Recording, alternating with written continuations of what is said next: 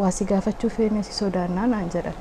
Maan na gaafachuu jedhanii waan addunyaarra hin jirre na gaafattanii miti na gaafadhaa waan alama kanarra jiru waan ta'eef wanni isin saalfachiisu maaltu jira jedhee na gaafatanii nama nu bira dhufu kana nama qaama harka tokko hin qabne san nama santu si fuudhuu barbaada garuu nu sarmitaa kaan hin beeknu naan jedhani jennaan xiqqoo ni rifadhe yoo san aga sakandii murtaa'eef cadhisee ka'eeti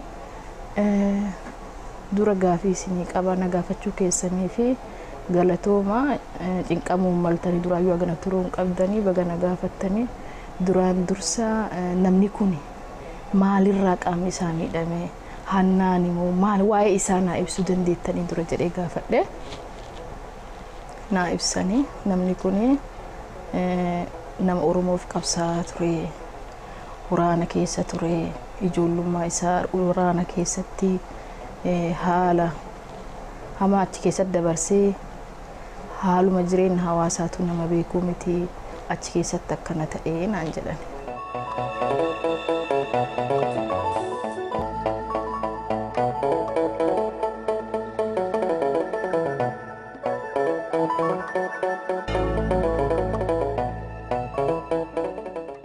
Shakkuu bakka ganda shakkuu jedhamu kana osoo isatti gadi hin buune adaadoo bakka jedhantu jira adaadoo tana gubbaarra ogeen namni wayii nu arge nama nu arge kana nu bira taree adaa nama diinni ergee akka nuti karaa san dhufaa jirrutti nuti immoo bakkuma adaadoo kanatti ganda wayiitti gorree dadhabnee ganda kanarraa bishaan wayii fudhannee daqiiqaa 30 waan hin geenneef achi boqonnee karama sana gabbuune jechuudha yoo nuti karaa sana gabbuunu shakkuu dallaatu jira dallaa ijaarame ka obruu jira kan akkanatti wal qabe kana gidduu osoo deemaa jiru adaasiin dallaa kana jala daattee nu eegaa jirti fuuluma duraa dhukaasa nutti bante cinaa keenya lamaanis jirti walitti dhukaafne anamma akkuma gurbaan na dura deemu damboobaan dhukaasa banee anilleen qabadhee dhukaasuu jalqabeeni gurbaa na waliin bobba'ee jaalma garsaa rukutte rasaasanam roobatu roobaa jira jaakeetti silvarii gurraacha ofirraa qaba yoo jaakeetti isa gubbaarraa aarri ka'u ni argama. Leellisaanis gara harka bitaatiin jaratti dhukaasee keessaa bahe. Biqilchaanis girma fuulduraatiin damboobaa wajjin keessaa bahe an kophaatti walakkaa sanatti hafe. Yeroo jalqabaa ani wanni isaa akka itti isaan wal baruu danda'e na dura keenyaa ture bara 2006 an keenyaa gad dhufe yoo san inni already keenyaa jiraayyuu isa baree odoon ta'e yoo isaanuu waliin beeku maatii kiyyatu achi ture isaan bira dhufe namni kun immoo yoo san maatii kiyyaa wal beekaa maatii bira dhufanii argaa garuu waan kana nama kana walitti makamaa waan jedhu san mataa kiyya keessallee hin jiru wanti isaallee sirriitti keessan barree maali maatiin bira dhufa waan jedhu akkasumatti yoo inni dhufullee akkuma keessummaa kamiyyuu keessummeessan ema keessummeessa malee wanta ana fuudha waliin makamna waan jedhullee yaadan qabu ture. Ani kan dhaladhe godina Baalee aanaa Daawwee Qaachan jedhamee amma beekamu achittiin dhaladhe bara 1973 akkuma dhaladhe maatiin kiyya godaanee gara Dalloo mannaatti galee kan inni baree ganda Ardaa Xuxii jedhamuu fi naannoo Hamballa jedhamutti achitti ijoollummaa kiyyaan aga waggaa 10 achittiin guddadhe yeroon sun yeroo weeraa dhoomber jedhamee beekama ijoollummaa wanni argaa guddanne jechuun re'ee tiksinaa horii tiksinaa loon tiksinaa jaldeessa obruurraa eegnaa raasaa keessatti kubbaa saaraa taphataa madrasaatu jira naannoo keenya madrasaa amantaa barannaa haala akkasiitiin naannoon kun naannoo qilleensa giddu galeessaa fi mukkeen magariisa bosona Baalee laggeen shonkooraa fi jallisiin garagaraa jiru kana keessatti mujuloo nyaachaa cogee keessa taphataa achi keessa horii daangaa obruura tiksaa haala garaagaraatiin gammachuu aganan jedhamne naannoo sana keessatti dabarsinee ijoollummaan akka sanatti guddadhe ijoollee hiriyoota waliin guddadhe hedduu yaadadha yeroo ammaa kana haala akkasiitiin dabarsee sana booda gara bara 1978 booda gara naannoo Yadii jedhamutti maatiin keenya deebi'ee qubate aanaa Gurraadhaa malee jedhamee beekama. Achittiin guddadhee soodoma akkasitti inuma jiraannu gaaf kaanii warra kiyya gaafatan si'aan quban qabu. Warri kiyyallee baay'ee cinqabanii intala tan amma yoo gaafanne nama qaama hir'uu kanaa yoo argite nu diduu malti dubartii zabanaati waan jennee gaafanna argite dubartii amma nama sarmitu waan namni jedhe waan ofii jettu malee naan jedhe warri kiyyallee yaada keessa galee dafee nan gaafanne bulaniituma gaaf kaanii na sodaatanii maalin akkana taatan maal na sodaatan maal waasi gaafachuu feene si sodaannaa naan jedhan maal na gaafachuu jedhanii waan addunyaarra hin jirre na gaafattanii miti na gaafadhaa waan alama kanarra jiru waan ta'eef wanni isin saalfachiisu maaltu jira jedhee na gaafatanii. Yeroo bara mootummaa dargiitii fi shaabiyaan yookaan mootummaa inni wayyaaneen wal lolaa turte sana keessa dargiin biraawiti dirinnaa guuraa ture. Yeroo sana keessatti ijoollee gannisii adda waraanaa deemuu dandeettu. Umriin ganna 14-15 qabanii kennaa turan yeroo sanatti naannoo kennatti jalqaba obboleessa kiyya qabanii kan an isaaf sadaffaa jechuudha Aliyyi Muhammadi isa qabanii bakka itti nama filanii kaan irraa hambisanii kaan dabarsan geessanii achii badee gale. Saniin booda uummanni naannoo san jiru akkuma aadaatti namni gosaa wal dhiiba. Waldhabbii ture sana gidduutti inni mootummaa qawwee mootummaa wayii fudhate warra sanarraa jechuudha.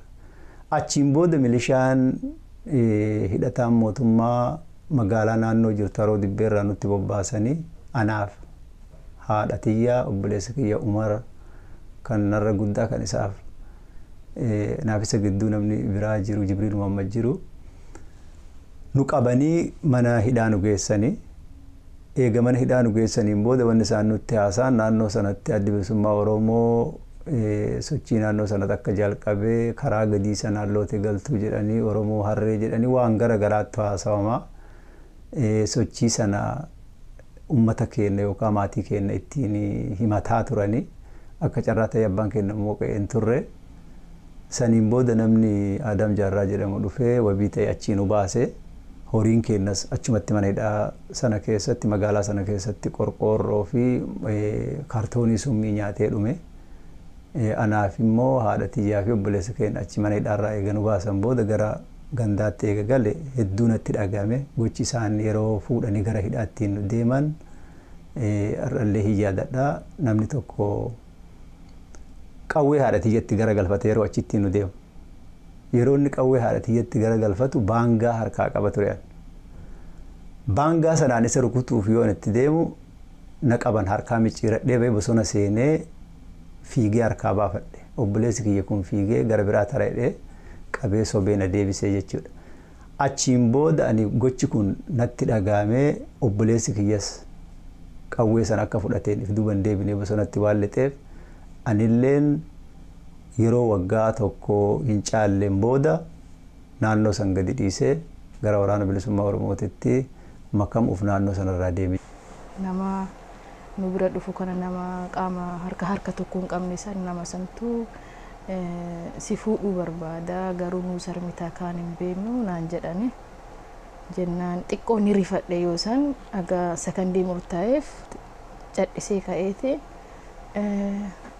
dura gaafii isinii qaba na gaafachuu keessanii fi galatooma cinqamuun maltanii duraayyuu agana turuun qabdanii baga na gaafattanii duraan dursa namni kun maalirraa qaamni isaanii hidhame hannaani moo maal waa'ee isaa naa ibsuu dandeettanii dura jedhee gaafadhe naa ibsanii namni kun nama Oromoof qabsaa ture waraana keessa ture ijoollummaa isaa waraana keessatti haala hamaa achi keessatti dabarsee haaluma jireenya hawaasaatu nama beekuu miti achi keessatti akkana ta'ee naan jedhan. Baay'ee na dhagahame imimmaan kanan jedhame natti dhufee jechuudha hin boo'ee jechuun baay'ee na dhagahame waan kiyya dhiisee gara isaa gaddutti deemiyyuu jechuudha. Nama kana yoo maal ta'e nama kana akkamitti gammachiisa waan jedhu diduu dhiisaati keessa taree waan diddaa mataa keessa na dhufne waan san dhageenna ofuma wallaalee ni rafadhee ni gaddee jechuudha. Higo hannatti akkanan taan namni qodu hannatti harki isaa murame nama kanatti ni rumuu jedheen hannaa murame waan ta'eef higa qabsoo Oromootiif harqaama isaa achi keessatti awwaalee higa akkana ta'e anis Oromoodha nama saba Oromoo tokko natti dhagahama akka isinillee hirrifatina baga na gaafattanii jedhee hayyee jedhee haala sanii nama kana waliin makamnee yeroon bosona seenu wanti tokko kan baranne jira naannoo sanatti yeroo dargi jalaa dheessinu ijoollee guruppiidhaan nama 5 taanee 10 taanee gandarraa fagaannee gara baatii 2 baatii 3 haga loltoonni ummata qabalee keessa ganda keessa deemanii qabanii galan ofirraa gara magaalaatti deebi'anii baadiyyaa keessa lafa fagoo ummatarraa fagaannee jiraataa turre. Kana ammoo muuxannoo waan qabuufi achirraa eega bahe booda ganda firaa iccitii kiyya dhofadhee ganduma firaa gaafachuu akka nama ganda firaa gaafatuutti naannoo sanirraa gara qaachanitti deeme gara qaachan deeme achirraa ammoo obboleessa kiyya sana eessa akka jiru qorannaa geggeessaa ture. Isa sana eegasii faana isaa gara inni deeme argadhe. Akkasitti nama karaa deemu safara karaa deemu kan karaa sana achiin karaa inni jiru sanaan darbu duukaa akka nama imala sana isaa wajjin safara deemutti isaa waliin deeme deemsa guyyaa 4tiin booda naannoo isaan jiran argadhe.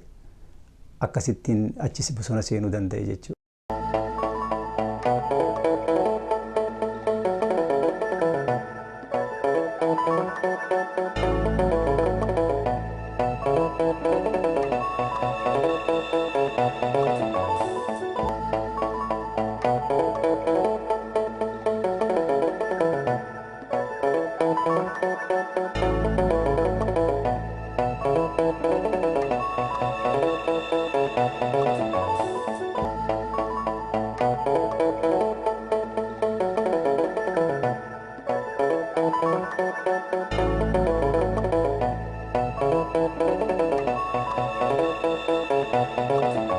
Bakka lamatti leenjii waraanaa eegalle naannoo Odaa Roobaatii fi naannoo Qaachanitti bakkoota kanatti waraana leenjisaa turre. Kana keessatti hojii adda addaa hojjetaa turre. Hojii waggaa tokko bara 1995 finiinsaa cirrii wajjin reediyoo opereetarii irra hojjechaa ture. Reediyoo opereetarii istooruu bakka garaagaraa geessuu meeshaa achi kaasuu deebisuu isa waliin hojjetaa ture. Saniin booda immoo bara 1995 dhuma isaatirra kallattiin waraana waliin bobba'aa ture. Eegasii bara 1996 dhuma isaatirra sakattaan diinaa jalqabe. Sakattaan diinaa gaafa jalqabu nuti warri duraan guruppii jechuun waraana keessaa baasanii yeroo yerootti dirqama nuu kennan kuni ana Gishuu Bosonaati. Ali Bashiir jedhama nama naannoo Nageellee kana. Isa jaallan kana waliin dirqama hojii iccitii dhaabaa kan biyyarraa bahanii bakka biraa deemanii hojjetan kana hojjetaa akka turre. Bara 1996 booda humni waraanaa adda bilisummaa Oromoo akka biyya Sumaaleetti gadi bahu murtiin kennamee ture. Achi keessaa nuti warri duraan hojii iccitii sana hojjetaa turre deebinee hojii sana takka hojjennu ammallee anaa fi Gishuu Bosonaa Ali Bashiirii sana waliin dirqama nuu kennani. Hoogganoota dhaabaa sadarkaa jalqabaatiif Sheexaliilessaa faa Abbaa Biyyaa Roobaa faa fuunee gara Mandheeraatti geessuu jalqabne.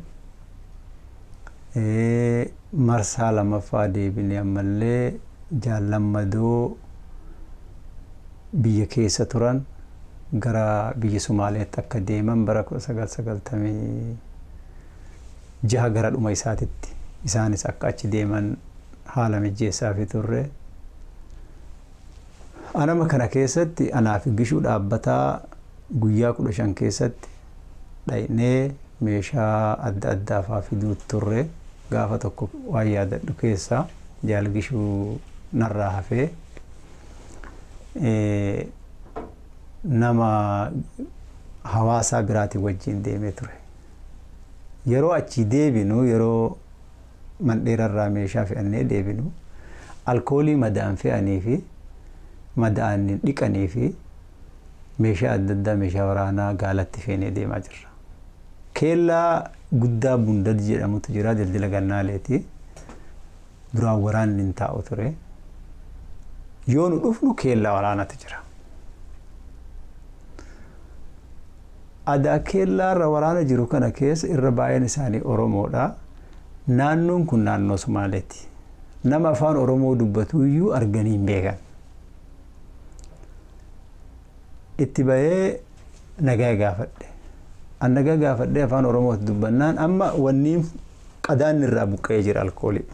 Alkooliin bishaan wanni furrisaa ol faca'aa deemaa jira. Yoo arganii kana qabani meeshaa guutuu sakattan meeshaa waraanaa achi keessa jiras jira. Yoo nagaa gaafadhu qalbiin isaanii haa ta'e garadhee ati Oromoodha jedheen. Maarree karaa kanaa maaliif dhuftee naan jedhan nuti safaraa meeshaa karaa kanaa siinii Oromiyaa fi Islaamaan gidduu nagannaa jedheen. Nu geggeessanii nu wajjin deemanii laga dildilallee nu baasanii karaa dheeraan waliin deemanii nagaan deemaa nu jedhan.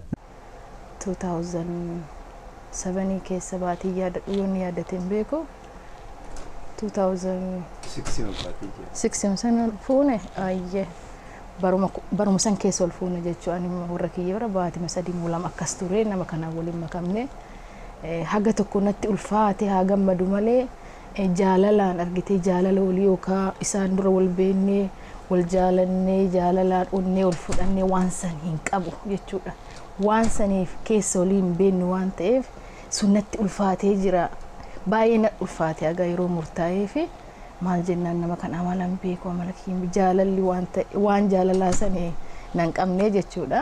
Haaluma Oromummaa sanii walitti dabalamnee ilmee arganne kun mucaa guddaa kaaja hangafa keenyatti arganne iyyuu isaa waggaa 3 bara 2009 biyya kana seennechuu Ameerikaa dhufne. Jaratti dhukaasee keessaa bahe. Biqilchaanis girma fuulduraatiin dambooba wajjin keessaa bahe. An kophaatti walakkaa sanatti hafe. Anama gurbaa kana dhaamsi na harka jirus jira akka isa harka jirullee jira. Dhaamsa kana isarraa fuudhee yookaan yoo inni madoo ta'ee ka dandamatu taate tirsee deemuu qaba jedhee dallawa kana jala ofirraatti dhukaasaa garas yoo achi naanna'u inni kufee jira. Amma isa bira na dabarsitee hin dabre jaallan na waliin jiran of duuba deebi'anii an durumatti tare. Lafti kun ganaa lafa deemsa guyyaa 15 naafa. Naannoon kun naannoo Giniriin jalaati. Bakka inni itti deemu ganaa gammoojjii baalee kana keessa qaxxaamuree dalloon dhaquu qaba jechuudha.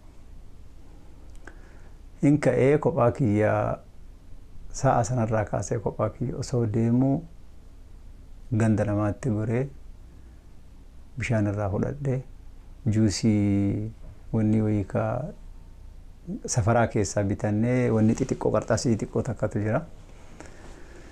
Isii sanatti bulbuladhee nyaataafillee argitee appitaayitii waan na cuftuuf isiitti naqadhee nyaataaf jedhee wanni ganda guruuf hin jiru bishaanuma kana dhugee deemuu qabadhee ka'ee deemee osoo deemuu guyyaa 15 booda ka kophaa kiyya deemu kan nama tokkotti goree nama tokko hin dubbifne malkaa Somayaa jedhamtu dhufe jechuudha.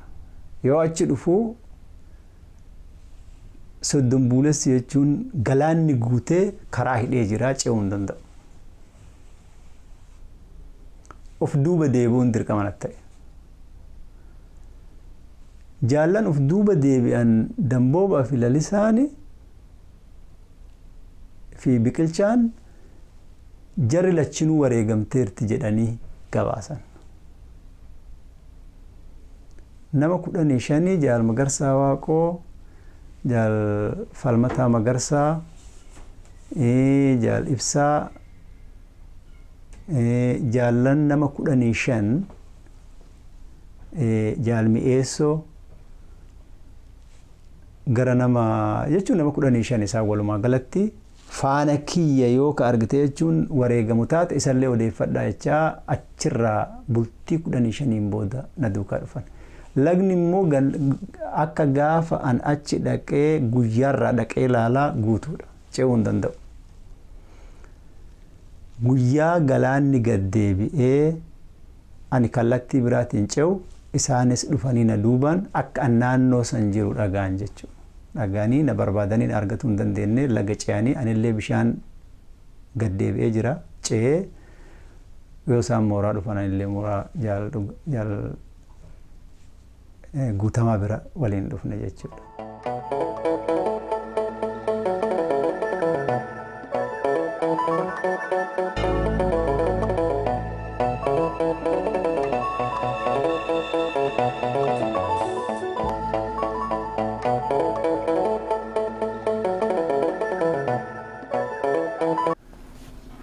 Jalqaba yeroo dhahamu harka kana yeroo jalqabaa biyya Sumaalee keessatti magaalaa Beedhabootti lola mootummaa wayyaanee wajjin biyya Sumaaliyaa seentee achitti lola nurratti banteen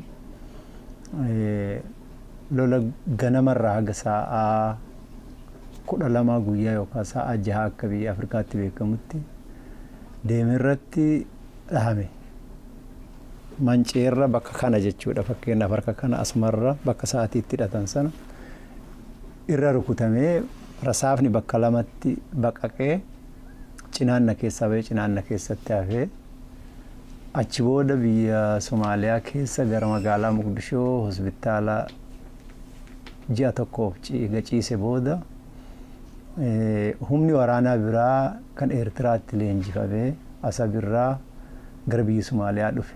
Humni sun bakka duraan humni kun itti bu'ee magaalaa Markaa osoo hin taane Hoobiyoo bakka jedhamu gara Noorzii irratti bu'ee humna sana nama 12 dhaqnee akka humna sana qindeessinuuf ammallee osoo madaan nan fayyin faashaa jiidhaa wajjin garasitti bobba'ee humna san fuunee gara magaalaa Baladdoolee Dirree Xayyaaraa jedhamu walakkeessa magaalaa Muqdishoo fi Buurakamaa lamaan gidduu waraana kan achi qubsiifnee baatii tokkoof shaakala waraanaa irra turre waraana shaakalchiisaa turre saniin booda gara biyyaatti seenuudhaaf achirraa kaane.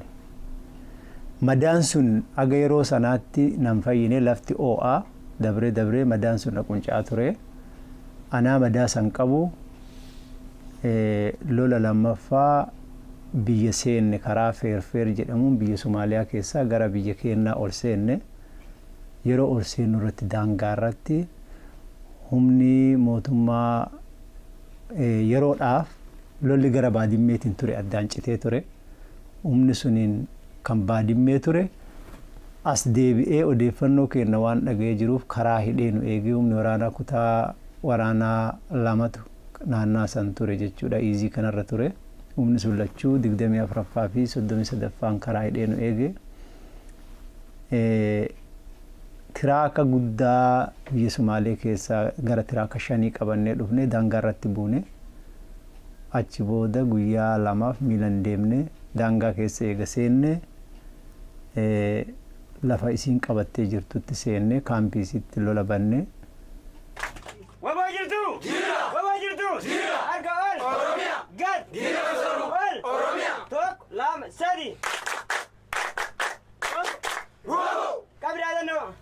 Akeeka bikayyaa baaqal manni keenya. Akeeka bikayyaa baaqal manni keenya. Akeeka bikayyaa baaqal manni keenya. Akeeka bikayyaa baaqal manni keenya. Turre jala irratti wareegaman bakka ni keenya. Turre jala irratti wareegaman bakka ni keenya. Waboon illee gaachana qabsoo Oromooti. Waboon illee gaachana qabsoo Oromooti. Barichaadha. Barichaadha. Barichaadha. Barichaadha. Lolaa baranna. Lolaa baranna. Injifannoo mataruu. Lafti Ogaadin kun keessi akka malee ho'a. digirii seentigireedii gara 40ti. Lafa kana keessa bishaan jirullee bishaan soogiddaati. Halkan hedduu deemnee dheebuu keessa deemaa turre bishaan mi'aan immoo bakka murtaa'e jira. Bakka kana bishaan hunda qabattee jirti. Dhaqnee isii bishaan irra jirtu ganamatti seenne jechuudha. Humna waraanaa buttaa tokko kan ajajuun seenne humna sanaan lola guyyaa ganama subii irraa haga guyyaa sa'aa 11 lolleen humni waraanaa irra caalan nu harkaa dhume. Jalaa taankiin nu dhoofti, waraanni lafoo nu dhahaa, gubbaarraa helikopteriin nu dhahaa. Sana booda nama 13 qofaan hafne. Nama 13 yeroo hafnu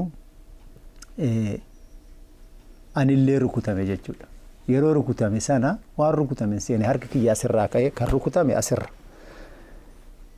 Manci asirra jechuudha. Irree kanarra rukutame cabee harki natti as maramee dhiigni qaama kiyyarra na garagalee nan kufee jechuudha. Nan kufee qawween harkaa lafa bu'ee sana boodaan nin gaggabee yeroo hirriiba yeroo ka'u immoo gaggabee ka'u kan na marsitee narra dhaabbattuun argee jechuudha.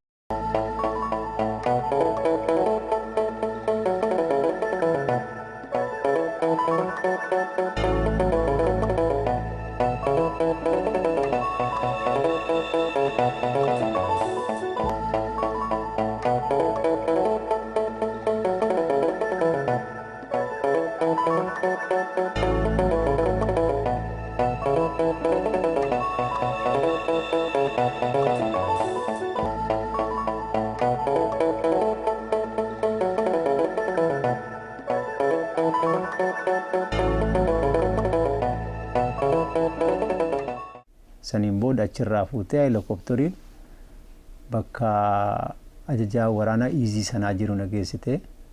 Qorannaa narratti geggeessanii egaa addi bilisummaa Oromoo eessa jiraataa, eessatti waraana leenjisaa, nama gamiin biyya kana seentanii akkamitti dhuftanii ka jedhu madaa sana qarqaaruurra yeroo rukutameen booda madaan duraan illee na dhohe. Harki kiyya iita'ee dhiignis narraa hin cinne, dhiigni sa'a dheeraa narraa gara guyyaa hedduu narraa deeme. Kanarraan lafa ho'aa sana keessa bishaan nama dheebisa. Hedduu miira yeroo sana keessa turee fi haalli yeroo sana keessa ture baay'ee kan nama gaddisiisu, baay'ee nama jibbisiisu ture. Qormaata narratti geggeessaa turanii qormaata saniin booda waan barbaadan narraa dhabnaan sharaa guddaa makiinaarraa buusanii lafa jirutu ture. Sharaa sanarratti na darban ho'a gubbaarratti jechuudha.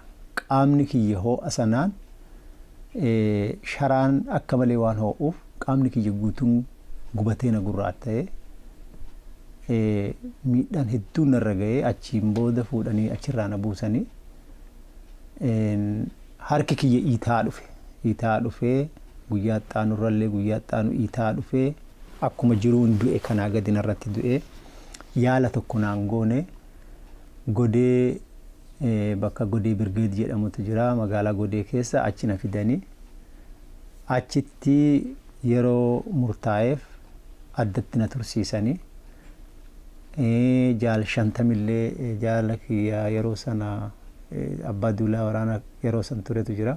Isallee innillee harka isaa rukutamee ture. Isallee bakka biraa tursiisanii namoota biraa kan harka diinaa seenanillee namoota biraa jira. Isaa wajjin eegasii gara ji'a tokkootiin booda walitti nu makanii harki kiyya hin dhoohe sana booda hin dhoohe qubni kiyya raammoon nyaattee tortoree ufumaan narraa bubu'e jechuudha. Qubni anumarraa bubu'ee osoon arguu fuula kiyya duratti adurree fi sareen gurtee nyaataa turte jechuudha. Waraanni bilisummaa Oromoo uummata Oromoo irraati nama addaa ta'e osoo hin taane rakkoo uummata Oromoo waan hubateef uummanni Oromoo rakkoon uummata Oromoo waan isaa galeef dirree falmaatti lubbuu isaa wareegee qabsaa jira. Akkasumas sabboontota ilmaan Oromoo biyya keessaa biyya alaatti sababa isaan adamfamanuuf sababi biraan jiru sabboonummaa waan qabanuuf eenyummaa isaanii waan beekaneef diina isaaniitiin adamfamu. Kanaaf jibbamu. Arraayyuu kan nurraa eegamu garuu hundi keenyayyuu dirqama kana baadhachuun hankeenya qofa miti yookaan immoo kan waraana bilisummaa Oromoo qofa miti. Waraanni bilisummaa Oromoo dhuguma dirqama dachaa qaba. Uummanni Oromoos dirqama qaba. Yoo uummanni Oromoo yoo ilmi Oromoo tokko diinaan reebamu yoo uummata Oromoo ilmi Oromoo tokko diinaan rakkoo keessa galu uummanni Oromoo taa'ee kan ilaalu yoo ta'e bilisummaan akkamitti dhufuu danda'a? Bilisummaan immoo biyya qofaan dhufu sammuu namaatti bilisoomuu qaba. Dura sammuu namaa garbummaa jala ba'uu qaba. Ani maaliin habashaadhaa gadi jedhee sammuusaa yoo inni of kenne of wareege bilisummaa biyya isaa abbaa biyyummaa uummata isaa mirkaneessuu danda'a. Dhuman nama 76 ture. Nama 76 keessaa warra du'aaf qophaa'ee fi laayina du'aa keessa kaayan keessaa tokko ture. Anis akka carraa ta'ee rabbi na hambisee achiin booda achirraa fuudhanii Hammarreessarraa Zuwaayii nu fidan jechuudha. Zuwaayii nu fidanii barri kuni bara 2001 keessa jechuudha. 2002 gidduu jechuudha. Amma Zuwaayii eega dhufne kaampii waraanaa osoo hin taane Zuwaayii mana hidhaa hidhamtoonni keenya warri 1991-1992 harka diinaa seenan itti hidhaman waan tureef Red Crossiin nu dhageettee akka qaamni warri daangaa irratti lola irratti haala garagaraa keessatti gaafa dura nuti qabamnu nu argitee turte eegasii immoo eessa akka nu geessan hin beektu achi dhufanii nu argani.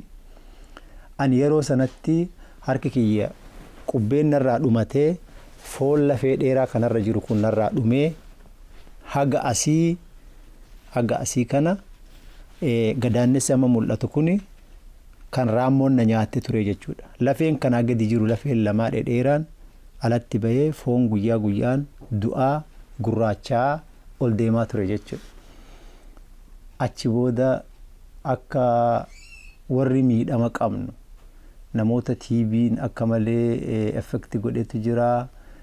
Warra madaan akkuma kiyya madaanii sadarkaa kiyyatti illee hammeen illee qabaachuu baate miilarra faanarra bakka garaagaraatirra argite akkasuma bururuqee tortoreetu jira. Warra kanneen wajjin akka riifarii argannee Finfinneetti hospitaala deemnee yaalamnu Red Crossiin dhiibbaa nu godhee dhiibbaa Red Crossiitiin isaanis akka deemnee yaalamnu nu hayyamanii. Isaatirraa hedduu itti jajjabaattee jirti. Ammallee akka barbaadetti dalagee ijoollee isaa jiraachisuun hedduu itti ulfaata. Uummanni Oromoo nama akkanaa kanaa nama kana argitee nama akkana rakkoo qabu atteeshinii itti kennanii nama ofii qarqaaruun kan jiru namni sila haadha dhugaan qabsaan akkana rakkatee namni guyyaa takka Oromoo gabbahee hin qabsoofne an Oromoof qabsaa'e jedhee waa'ee adda addaa aksesii ni argata jechuudha. Garuu namni miidhame ka isa caalaa miidhamee lafa galee taa'etu jira. Namni hin beeku malee jechuudha odoo barbaadanii. Kanaaf nama akkanaa kana odoo qarqaaramee odoo yaanni itti kennamee biyyi sun yookaan nagaa nuu taatee biyyi sun bilisoomtee galee waan wahii argitee atteeshinii itti kennan nama kanatti hedduu bareedaa wanna isaa hedduu hagoonaa wanni rakkinni san keessaa bahee jennee himannu hin jiru. Kanaaf biyyi keenya bilisoomtee gaaf tokko biyya keenyatti galle gammachuu argachuu malla. Ammaaf garuu haala akkanaa keessa jirra. Ilmaan rabbi nuu kenne kunoo ilmaan akkanaa arganne inni illee itti dhagahamuu qabu. Ilmaan tana bakka buufatee jira. Kanaafuu ilmaanuma tana laalee itti gammaduu qaba. Yoo hin hojjanne biyyi kamiyyuu osoo dhiigni hin dhangala'in osoo hin beela'in osoo hin rakkatin osoo diina waliin kokkee waliin qabin kan bilisooman hin jiru. Warri adiin garboomes warri adii wargaabbafatanis tolaan kan gadhiisan hin jiru tokkollee. Hedduutti dadhabanii irratti hojjetaniiti. Uummanni Oromoos karaa amma qabate kan fincila amma qindeessee deemaa jiru. Qeerroon hubannaan qeerroo fakkeenya nama hundaaf ta'uu danda'u qaba. Oromoo ta'ee meeshaa diina hidhatee Oromoo rukutuun maal eessatti galuuf boru? Kanaaf inni kun uummata Oromoo hundaaf fakkeenya ta'uu danda'u qaba jechuudha. Oromoon qawweessaa diina deebisuu qaba maal walitti deebisuu qabu. Kanaaf jabaachuu qabna injifannoon uummata Oromootiin. Gaabbii qabda ka jettee fi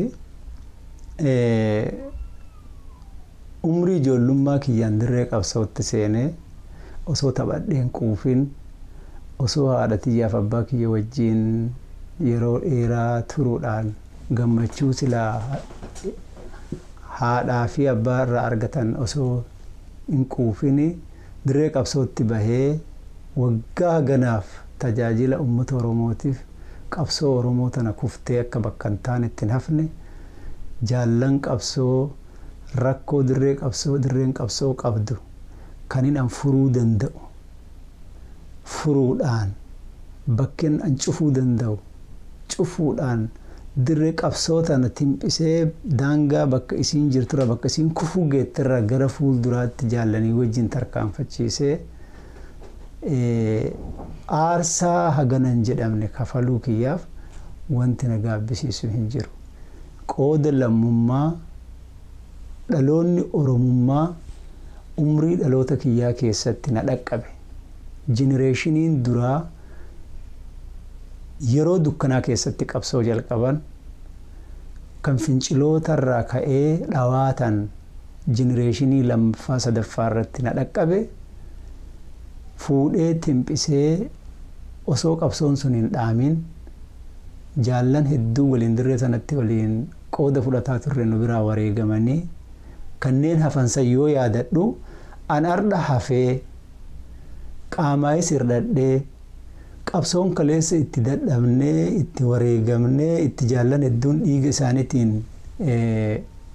as gayan dargaggoota Oromoo qeerroo fi qarree ardhaa tanaan gayanii sodaa tokko malee diina afaan qawweetiin uummata Oromoo jilbeenfachiise dhagaadhaan yoo isaan cabsanii Oromiyaa keessaa baasan gammachuu haganan jedhamne natti dhagahama malee saakrifaayisii san kafaluun kiyya yeroo kamiyyuu caalaa na boonsa na gammachiisa irdhina sanaan haalli jiruu xixiqqoon gufuun gammachuu jiruu addunyaa tana gubbaarratti ilmi namaa fedha ofii guuttachuun bakka ofii barbaade fayyaa qabaatee ga'uu dhabuun argatu akka dhala namaatitti yeroon na gaddisiisullee osoma jiru ammoo kan uummata Oromoo caalaatti milkii arda ga'e kanarra ga'uun isaa gammachuu haganan jedhamnetu natti dhagahama. Baay'een gammadaa galanni qabsaa'ota Oromoo kaleessa wareegaman kan akka Baaroo Tumsaa kan akka Jaal Buruqsoo kan akka Jaal Guutamaa Hawaas kan akka Jaal Nadhii Gammadaa kanneen immoo miseensota keenya dirree battala waraanaa irratti nu biraa wareegaman hedduu yoo yaadadhu gaddillee natti dhagahame waan kana arguu dhabuu isaaniitiif baay'een gadda bilisummaa arguu dhabuu isaaniitiif yookaan hiree uummanni Oromoo argate kana argachuu dhabuu isaaniitiif ni gadda garuu wareegama isaaniitiin dhiiga isaaniitiin bu'aa argame kana qaamaa hir'adhee arguu kiyyattiin baay'ee gammadaa jechuu barbaada. Walabummaa sabaaf waboon abdiidha haa jiraatu irreen sabaa.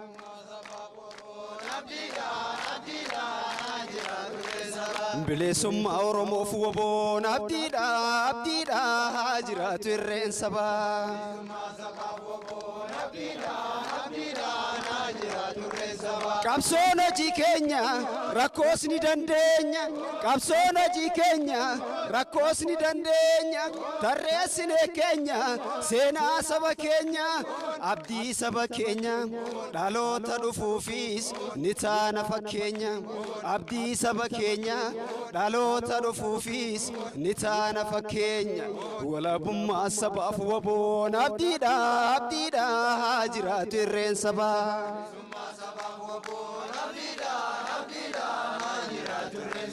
Akkasitti of beeki yaa gaachana Oromoo qaroon ija sabaa si beeki waboo mancaasaa gabrummaa fidaa bilisummaa jirree yeroo hundumaa waboo jechuun numaa.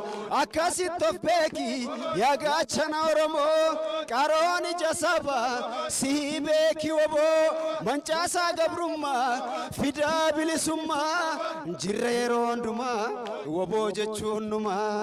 Jirree yeroo hundumaa waboo jechuun numaa.